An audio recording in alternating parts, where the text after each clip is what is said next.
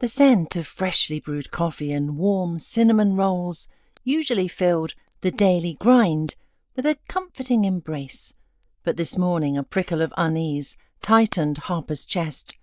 It was the first time in well over a year she had been late, and the usually bustling cafe felt eerily silent to her hurried steps.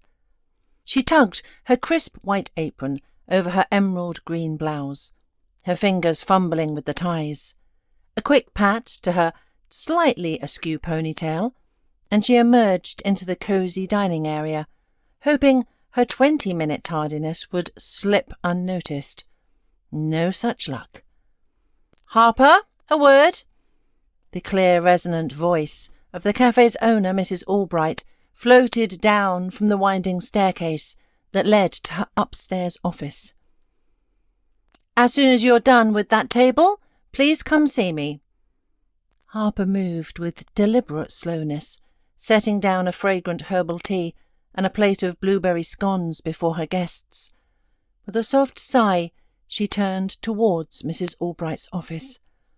Victoria Albright was a woman of firm principles, yet her fairness was undeniable. She had often overlooked small missteps from her staff, but tardiness was an absolute no-go. It took an incredibly compelling reason to excuse such a lapse, and Harper thankfully had one. Without a second thought, she pushed open the office door, offering a sheepish smile. "Well, overslept, did we?" Mrs. Albright queried, peering over the rim of her delicate eyeglasses. "Or perhaps missed your usual commuter train? Come on, don't just stand there.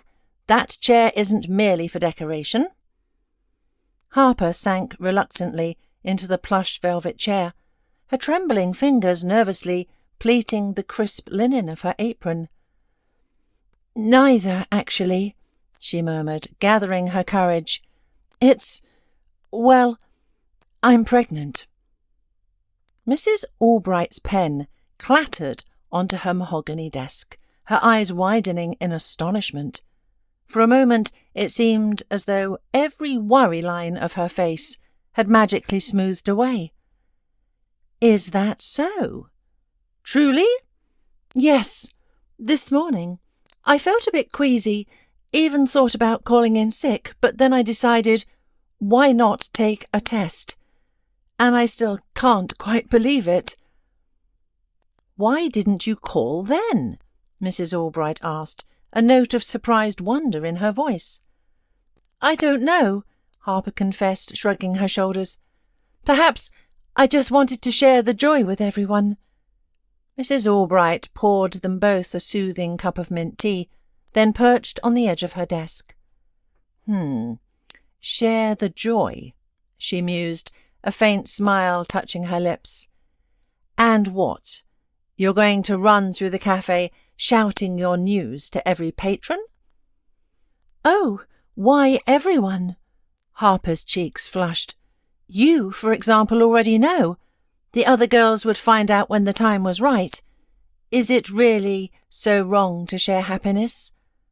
She fell silent, her gaze fixed on Mrs. Albright, whose expression had grown thoughtful, tinged with a quiet melancholy, as if she had unearthed a tender forgotten memory. "Happiness," she repeated softly, tracing the rim of her teacup. "Yes, I suppose it is a happiness to be a mother. A joy that regrettably passed me by." "And the father?" "It's Ben," Harper answered immediately. "Benjamin Hamilton. You might remember him. He used to stop by the cafe quite often." "Of course I remember," Mrs. Albright affirmed. "I never would have guessed things were so serious between you two. His father, you know, owns Hamilton Developments, a rather prominent figure." Harper frowned, recognizing the familiar, subtle judgment. "What does that have to do with anything?" she retorted, a flash of defiance in her eyes. "We love each other, and everything else simply isn't important." "But he hasn't proposed marriage, has he?" "Not yet," Harper couldn't seem to stop fidgeting with her apron. "Please excuse me, but I really should get back to work. And about being late, I promise it won't happen again, honestly." She rose, ready to leave, but Mrs. Albright's steady gaze held her in place. "Wait," she said, a gentle smile appearing. "Listen, I know you'll think I'm meddling, but please understand. I care about what happens to you. You're a wonderful employee, a truly good person, and I value that. You yourself said you don't have family to lean on, no one to offer you guidance. The Hamiltons are complex people. Like many with great wealth, they often think only of themselves. You're not his equal, dear Harper. He has a history of fleeting interests, and you're like a treasured keepsake. He might admire it for a time, then set it aside, leaving you with nothing but heartache." "Honestly, I really think this is my business," Harper said, a hint of hurt in her voice. "I really should go." "Go on then," Mrs. Albright nodded. "And forgive me if I've offended you." Harper turned on her heel in silence, pulling the door a bit too firmly shut behind her. The airy, hopeful mood with which Harper had entered the office had vanished, leaving a hollow ache. "Ah, my dear child," Mrs. Albright sighed after she'd gone. It was already dusk when Harper glanced out her apartment window and saw Ben's sleek charcoal sedan parked near the curb. With a joyful squeal, she drew the curtains, then practically bounced onto the sofa. It was already dusk when Harper glanced out her apartment window and saw Ben's sleek SUV parked near the curb. With a joyful squeal, she drew the curtains, then practically bounced onto the sofa. A torrent of emotions surged within her, so potent she couldn't sit still for a second. She smoothed the elegant lace tablecloth on her dining table, added 2 more tall, slender candles, and checked if the sparkling wine was perfectly chilled. Finally, a soft, tentative knock echoed at the door, pulling Harper from her nervous anticipation. She practically flew across the small living room, her heart a wild drum against her ribs. The moment the door swung open, revealing Ben, her carefully constructed world felt poised on the precipice of something extraordinary. "What's the special occasion?" Ben asked, stepping inside, his eyes widening slightly at the sight of cheerful, pearl-white balloons bobbing near the ceiling and the delicate twinkle of fairy lights strung across the mantelpiece. A hint of amusement played on his lips, a look she usually adored. "It's a surprise," Harper replied, her voice a little breathless with excitement, as she carefully retrieved a chilled bottle of sparkling wine from a bucket overflowing with ice. She'd chosen the non-alcoholic option, a small secret nod to the momentous news she was about to share. Ben, still waiting for a clearer explanation, uncorked the bottle with a satisfying pop and poured the effervescent liquid into 2 elegant crystal flutes. His gaze then shifted to Harper, who was carefully filling a 3rd glass, a delicate vintage tumbler with cranberry juice. "Why aren't you drinking?" he inquired, a brow arching. "Are you planning to poison me with all this mystery?" She choked on her own suppressed laughter, waving her hands in protest. "Oh, your jokes are truly awful sometimes," she grumbled playfully, clearing her throat. The laughter, however, quickly faded into a profound seriousness. "And I'm not drinking the wine because, well, the baby wouldn't like it."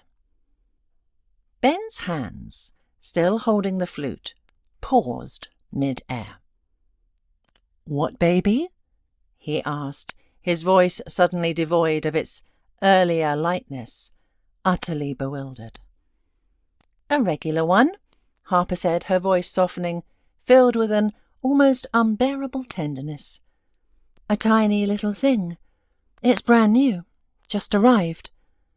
She floated across the room to her dresser and carefully pulled a small, slender stick, no bigger than her index finger, from a velvet-lined drawer.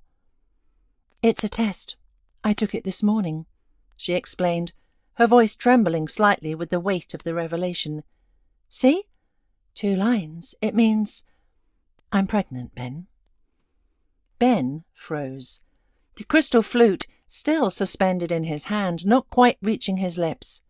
Harper watched him, a wave of pure, unadulterated joy washing over her. She misinterpreted his utter stillness, believing it was born of an overwhelming, speechless happiness at the life-altering news she had just delivered. She imagined him wrapping her in his arms, tears of joy in his eyes, whispering promises of a shared future. Instead, a chilling silence descended, thick and suffocating, pressing in on her hopeful anticipation. Finally, Ben's voice, startlingly devoid of warmth, pierced the quiet. Are you sure it's my baby? Harper stared at him, her smile faltering, then crumbling entirely. Whose else would it be? She retorted, her brow furrowed in a confusion that quickly morphed into disbelief. Are you actually suggesting that I... The accusation hung in the air, a venomous, unseen serpent. She wanted to unleash her hurt, to demand an explanation for such a cruel insinuation. But at that devastating moment, Ben gripped the fragile glass flute so tightly it splintered in his hand. The sharp crack echoed in the suddenly small room, and a dark ruby bead of blood welled up from his palm, mingling with the sparkling wine. Let's say it's mine, he said slowly, his voice flat, devoid of any emotion, as he scattered the broken shards onto the pristine white tablecloth. He then reached into his pocket and roughly wrapped a handkerchief around his bleeding hand. All right, I'll give you some money, but you'll have to handle everything yourself. Harper's mind reeled. Money? Handle what myself? She stammered, her hand instinctively reaching out, grabbing his arm, turning him forcefully to face her. For going to the clinic, Ben immediately replied, his eyes cold and distant. You're not actually planning on keeping it, are you? Harper's hand, still gripping his arm, went numb, then fell away. The joy, the hope, the dreams she had woven around this tiny life shattered around her like fragile glass. What are you saying? What about us? Ben pulled his injured hand from his pocket, a grim, humourless smile twisting his lips. What us? He scoffed, his voice laced with disdain. Are you completely out of your mind? Why would you want that kind of burden? Personally, I don't need any of this. Do you even realise what it takes? The sheer effort to raise a child? But I thought we'd do it together, Harper whispered, her eyes fixed on the dancing, wavering flame of the tall, twisted candle on the table, which now blurred and distorted through her sudden tears. Her voice was thin, like a wisp of smoke, as if speaking from a dream. I thought we'd have a family. We've been together for so long, Ben. We've been together for a little over 6 months, Ben exclaimed, his voice rising, edged with impatience. Look, we're dating. That's all. What's the big deal? Everyone does it. Have you just conjured up some wild, unrealistic fantasy in your head? Honestly, it's like a kindergarten crush. So, my love, all of this, is just a kindergarten crush to you? Harper asked, her voice still achingly colourless, barely a whisper. She wasn't truly asking for confirmation, she was simply stating the painful, undeniable truth. And I'm not wanted either. Don't be so dramatic, Harper, Ben scowled, zipping up his jacket with a harsh rasp. And let's skip the theatrical scenes, all right? We can talk tomorrow when we've both had a chance to think clearly. Do you actually need anything from me right now? Harper continued to stare at the thick, elegant candle, watching its flames steadily consume the wax, creating slow, glistening rivulets down its side. The dreams she had cherished, the future she had envisioned, were melting away, just like the candle. No, she finally managed to reply, the single word brittle and hollow. Ben leaned in, delivered a quick, dismissive peck on her forehead, and walked out, leaving behind the heavy scent of his expensive cologne and the stark crimson stains on her white tablecloth, an ugly testament to the brutal reality that had just unfolded. For a long, agonizing moment, Harper stood rooted to the spot, her gaze transfixed by the dark bloodstains. Then a primal scream tore from her throat, raw and anguished, echoing in the now silent apartment. She lunged forward, her hands sweeping across the table, overturning it with a crash that sent crystal and china shattering into 1,000 pieces. She cried, then wailed, then simply lay curled on the cold floor amidst the debris, sobbing until the first pale light of dawn crept through the windows. Exhaustion finally claimed her, pulling her into a heavy, dreamless sleep as soon as she stumbled into bed. She woke much later in the evening when the street lights outside began to cast their familiar amber glow. Her mind felt strangely empty, a peculiar, disquieting blankness. Not fully aware of what she was doing, Harper pulled on a worn jacket and walked out of her apartment building, wandering aimlessly down the street, oblivious to the cold, persistent drizzle that had begun to fall. She walked past the Daily Grind, the cosy cafe that had, just hours ago, represented her entire stable world. She didn't pause, didn't even glance inside. Instead, she turned down a narrow, shadowy alley and found herself in a small, rather disreputable liquor store, its neon sign flickering erratically. Without a moment's hesitation, she asked for a box of cheap red wine. The moment it was in her hands, she tore it open and took a long, burning gulp. Just yesterday, the mere thought of alcohol, especially with a life blooming inside her, would have been abhorrent. Today, she didn't consider the future baby, didn't think of herself at all. Her head felt unnervingly clear, as if someone had, in an instant, wiped all thoughts, all feelings from her mind. Everything she had lived for in the past few months had suddenly evaporated, dissolved like the candle wax that had burned so brightly on her celebratory table. Harper left the store and headed towards the old stone bridge that connected the bustling town to the quiet, almost forgotten suburban settlement where she had grown up. It was the site of the children's home, a place she hadn't visited since she'd left its doors, a teenager stepping into an uncertain future. Twilight hadn't yet deepened into true, impenetrable darkness when Harper reached the bridge. Long ago, when she was just a small girl, she and her friends from the orphanage would often sneak out to this very bridge. They'd spend hours here, tossing pebbles into the narrow, winding river below, watching the ripples expand. Sometimes they'd simply sit on the rough stone railings, their legs dangling, observing the slow, silent glide of old fishing boats. Harper remembered one afternoon vividly. Little Charlie, a boy her age, with fearless eyes, had dared to walk the entire length of the bridge on the narrow parapet, mimicking a tightrope walker in a circus. He had slipped, falling silently into the churning water, hitting his head on a jagged support beam below. He was gone in an instant.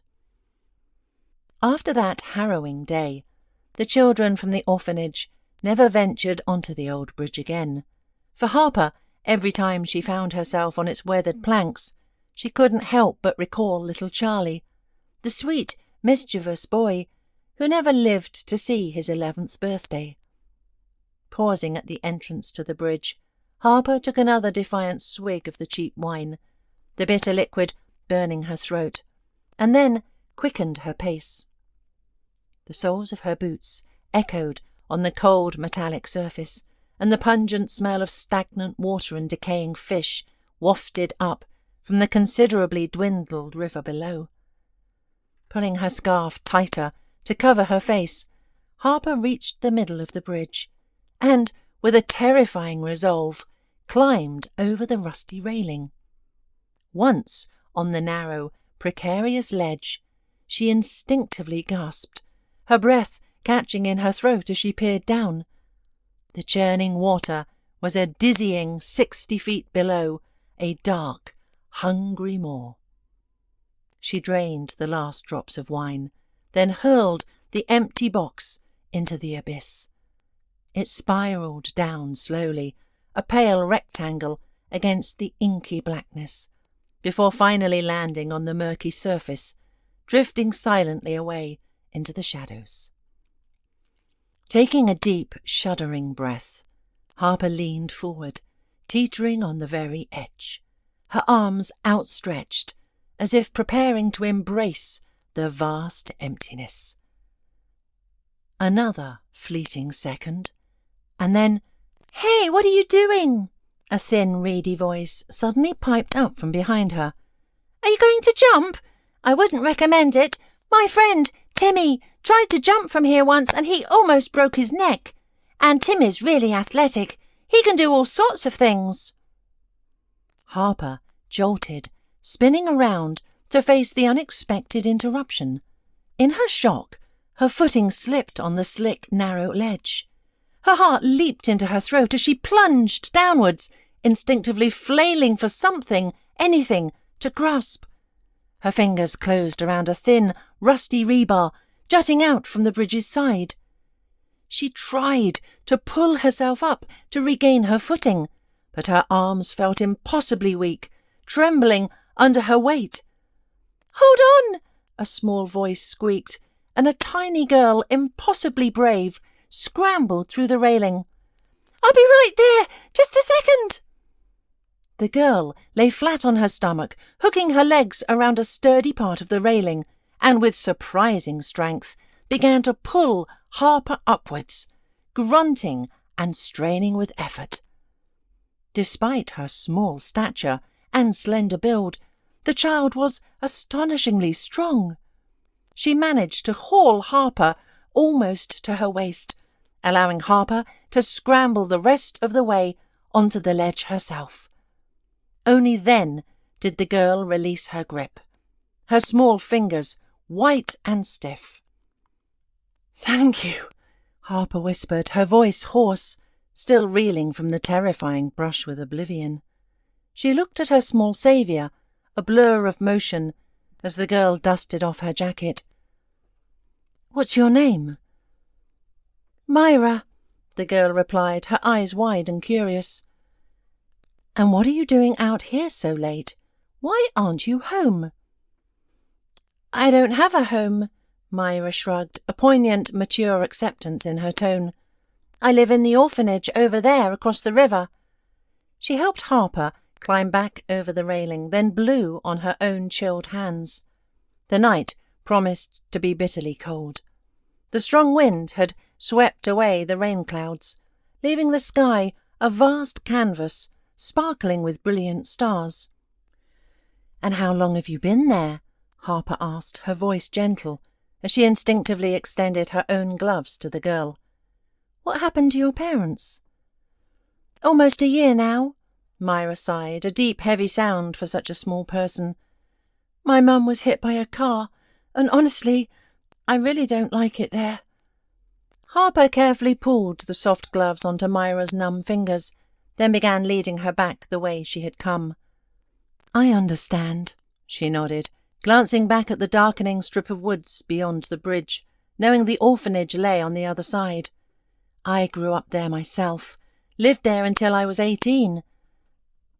I always thought someone would come for me, but they never did."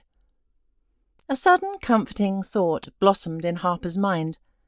"Come on, let's go grab something to eat. How does that sound?" "Great!" Myra's eyes lit up and she nodded enthusiastically. "I'm really hungry." Harper took the girl's small hand in hers, a wave of profound gratitude washing over her. She couldn't help but wonder what might have happened tonight if not for this remarkable child. After treating Myra to a warm, delicious meal at the Daily Grind, Harper stood on the cafe's porch, chatting with her new acquaintance as they waited for a taxi. Suddenly, a car emerged from a side street on the opposite side of the road, its headlights blazing, momentarily blinding them. Harper shielded her eyes with her hand, and when she lowered it, she found Ben standing directly in front of them, his figure silhouetted against the car's bright beams. "I finally found you," he exclaimed, striding closer, a strained relief on his face. "You weren't home, your phone wasn't answering, and work said you had the day off.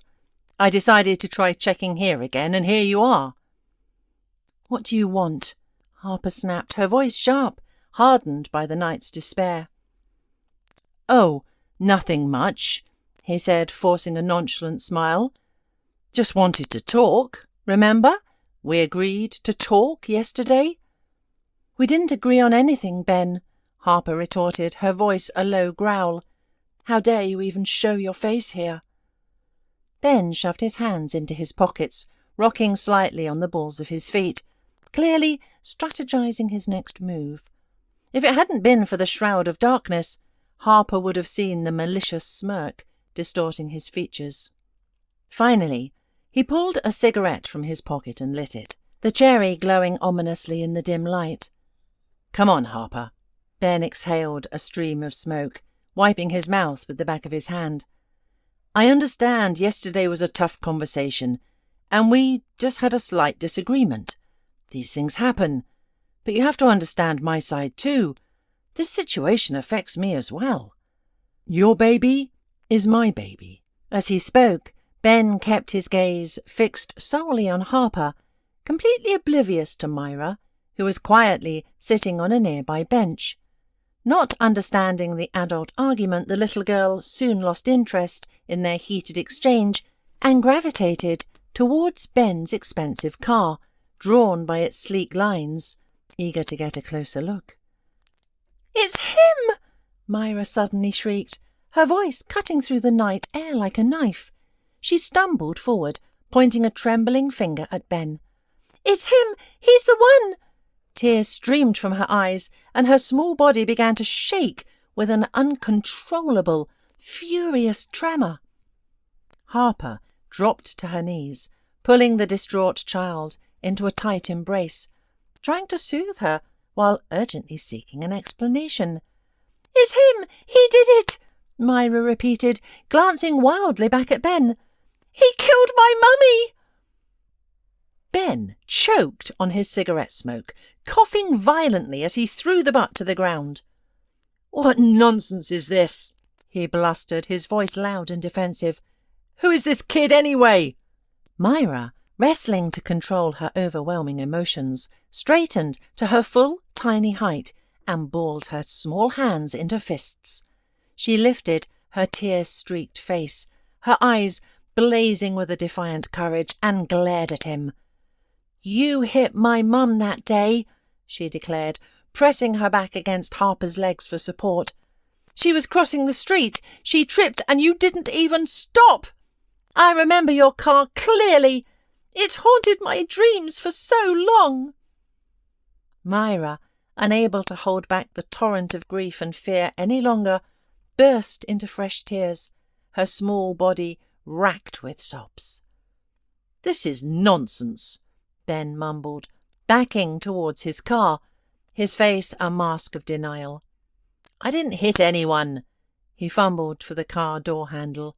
"Look, Harper, we'll talk another time. I really need to go." "Stop right there," Harper roared, her voice surprisingly strong, pulling out her phone. "I don't know if you hit someone or not, but competent people will figure that out. I'm calling the police." Ben ripped open his car door, but before he could leap inside, Myra launched herself at him, her small hands clamping onto his leg with surprising strength. He tried to shake her off, but her grip was like iron. Enraged, he raised his hand, intending to strike her. Myra, quick as a flash, dodged the blow.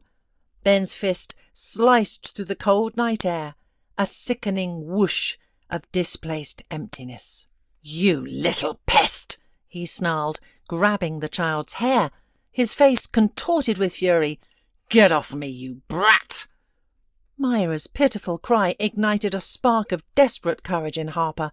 She surged forward, a whirlwind of protective instinct, striking Ben with wild, uncoordinated blows. The unexpected commotion pierced the cosy warmth of the daily grind. In an instant, the cafe's kind-hearted waitress Sarah and the burly assistant chef Matt emerged onto the porch. Seeing Harper engaged in an uneven struggle, Matt rushed to her aid, landing a solid punch to Ben's ear. The blow only seemed to infuriate Ben further. He shoved the two women away with a violent shove, then turned his full, terrifying attention to Matt. Uttering a string of vile curses, he delivered a brutal kick to Matt's groin. As Matt doubled over from the agonizing impact, Ben smoothly pulled a folding knife from his pocket. The chilling click of the blade echoed in the night. The short, glinting steel shimmered menacingly in the hazy glow of the street lamp. "You piece of trash!"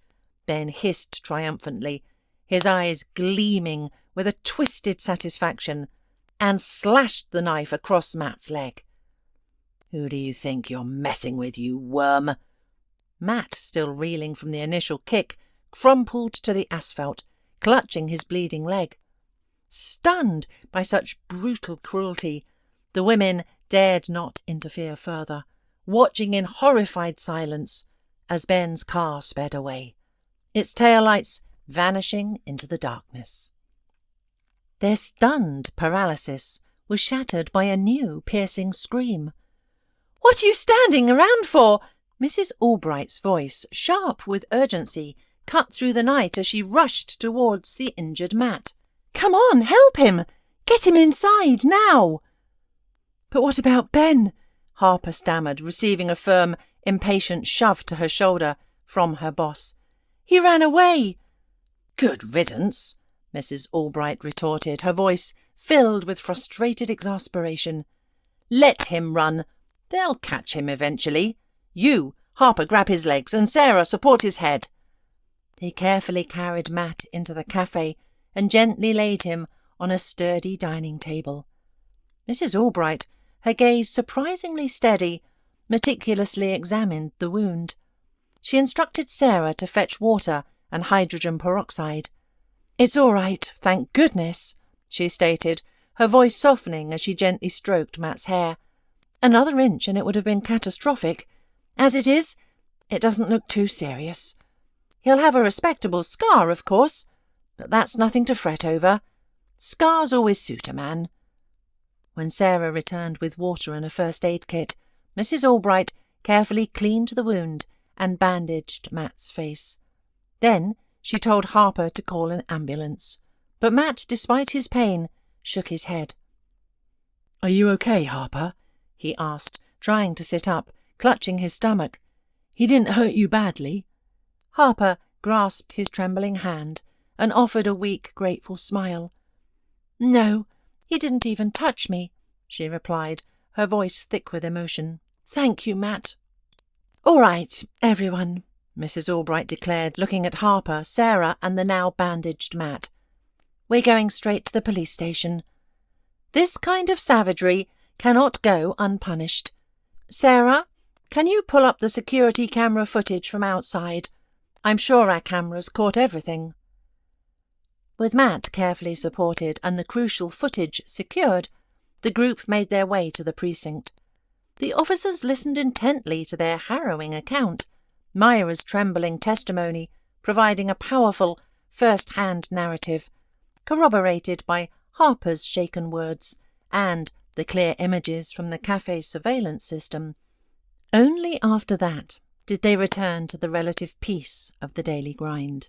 The cafe, though still bearing the evidence of chaos with the overturned table and broken glass, now felt like a sanctuary. Harper, Myra and Mrs. Albright settled into a quiet corner of the cafe, the exhaustion of the night finally catching up to them. Mrs. Albright poured steaming cups of coffee, the rich aroma doing little to soothe the tension, but offering a small comfort. "I warned you, you silly girl. That Ben, he's a bad seed, just like his father. So, have you had enough of playing at love now?" "How did you know all this?" Harper asked, her voice hushed, her eyes wide with newfound understanding. "I had the misfortune of getting involved with his father once upon a time." Mrs. Albright took a slow sip of her coffee, then leaned back in her armchair, her gaze fixed on some distant unseen spot. "We had what you might call a romance. You know, a sordid little affair that ended badly. I was young then, so naive, and I got burned just like you." "What do you mean?" Harper pressed, gently settling the still frightened Myra onto her lap, stroking her hair. "Well, when I was around 20, I met Arthur, Ben's father," Mrs. Albright began, her voice soft, contemplative, as if narrating a story from a faded photograph. "He was 5 years older than me, and already wealthy thanks to his parents, who'd made their fortune in imported goods. I truly believed we were serious, that he loved me. Ha! What a fool I was. He loved his expensive Italian shoes far more than he ever loved me. But that, of course, became clear much later. Why would he need a simple girl like me, even if I was pretty enough? Then his parents found him a suitable match, some minor actress or a fashion model, and he simply cast me aside, just like that, in a single day."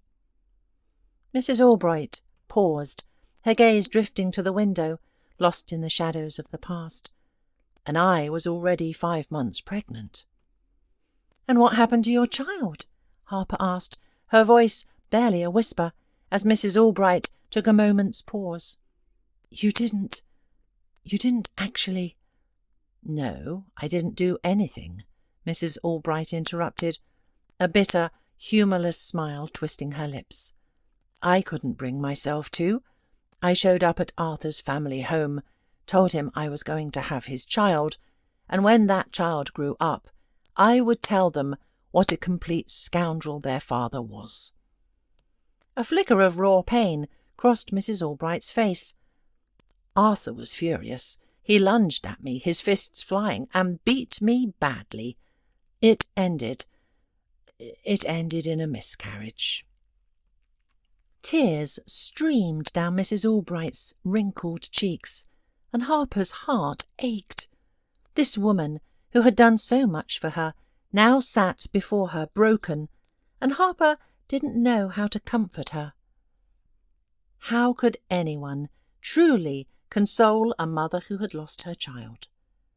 Were there even words for such a profound grief? "My father, when he found out I was in the hospital, wanted to kill Arthur," Mrs. Albright sighed, dabbing her eyes with a dampened handkerchief. "I stopped him. It took everything I had. I didn't want him to carry that sin." "But he would have done it, Harper. He would have killed him, I know it. He'd already served 7 years for another incident, and he would have done it again, for me and for his grandchild." She shook her head, A deep, weary sadness etched on her face. "But it all worked out, in a way.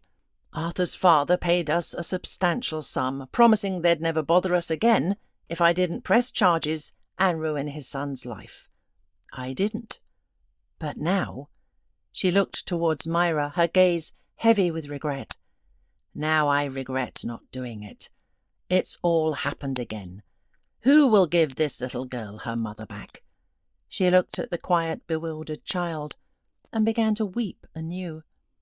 Harper, her own eyes moist, refilled Mrs. Albright's coffee cup and gently draped her own coat over her shoulders. Touched by such simple kindness, Mrs. Albright pulled Harper into a tight embrace. "Listen," she whispered, her voice fierce. "We have to make that scoundrel pay for what he's done. And the girl?" Mrs. Albright's gaze softened as she looked at Myra, a flicker of something long dormant igniting in her eyes. "I'll take her in. I've always dreamt of having a daughter." A hopeful, uncertain note entered her voice. "Do you think I'd be a good mother at my age?" "You would be a wonderful mother," Harper affirmed, her voice filled with conviction. "I don't know, Harper. Am I too old for such a role?" Mrs. Albright questioned, a flicker of doubt crossing her face. Myra, observing the two whispering, tearful adults, fidgeted impatiently in her chair. "I'll be a good girl," she piped up, her small voice earnest, clearly understanding the essence of their conversation. "I always listened to my mummy.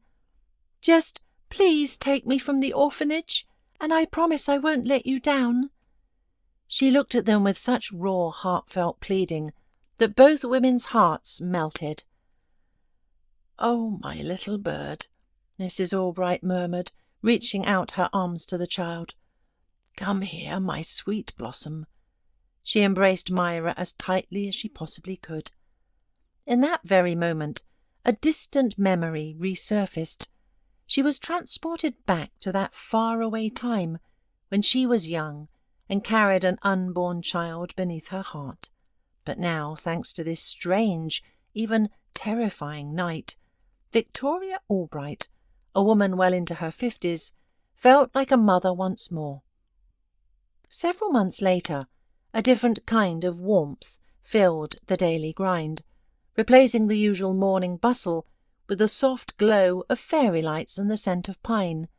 It was New Year's Eve and the cafe was closed to the public, transformed for a private celebration. "All right, everyone, may I have your attention for just a moment?" Mrs. Albright announced, tapping a teaspoon against a crystal champagne flute. Her voice, usually so commanding, held a newfound tenderness. "I won't keep you long. I know it's almost midnight, and you're all eager to drink and celebrate. But you'll have to indulge me. After all, I am your boss." She surveyed her hushed employees, who stood with glasses of champagne and sparkling wine in hand, and a contented smile spread across her face. "As you know, this past year has been quite something," Mrs. Albright continued, a mischievous twinkle in her eye, as she looked directly at Harper and Myra, who sat together, Myra nestled comfortably beside Harper. "There's been sorrow, yes, but also profound joy.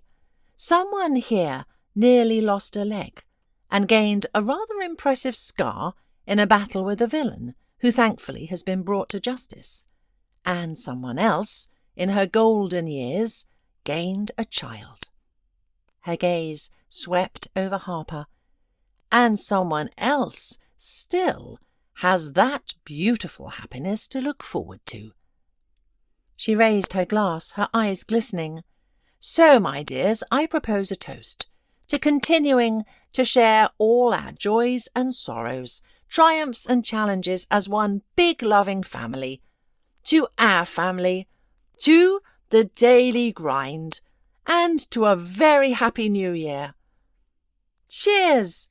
everyone echoed, raising their glasses, a chorus of genuine warmth filling the room.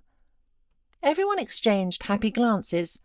and it was only then that Harper noticed Matt's intense, meaningful gaze fixed on her.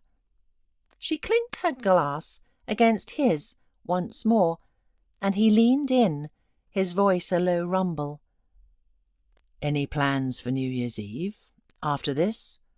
Harper took a sip of her sparkling wine, a mysterious smile playing on her lips. "I don't know yet," she replied, her heart fluttering. "Do you have any ideas?" Matt's face, now permanently marked by the jagged scar, lit up with a brilliant, hopeful smile. He drained his glass in one swallow. "I'd like to ask you on a date." And exactly 1 year later, in that very same cafe, bathed in the soft glow of string lights and the sweet scent of fresh pastries, Harper and Matt exchanged vows, beginning their own beautiful, intertwined story.